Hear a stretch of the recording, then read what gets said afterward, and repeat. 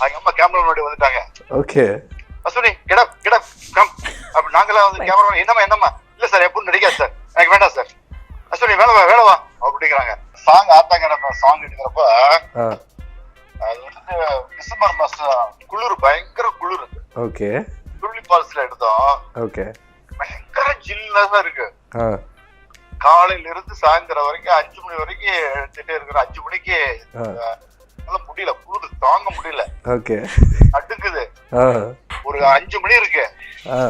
அவங்க அம்மா கேமரா முன்னாடி வந்துட்டாங்க. ஓகே.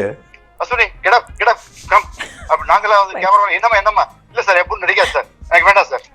அஸ்வினி வேலை வா அப்படிங்கிறாங்க. எங்களுக்கு எல்லாம் பயம் டென்ஷன் ஆயிடுச்சு. ஏன்னா அப்பதான் டைரக்டருடைய அம்மா இறந்து 1 வாரம் ஆச்சு. அது ஒரு பெரிய இஷ்யூ ஆயிடுச்சு. அப்புறம் டைரக்டர் வந்து பேக்கப் சொல்லிட்டு போயிட்டாரு.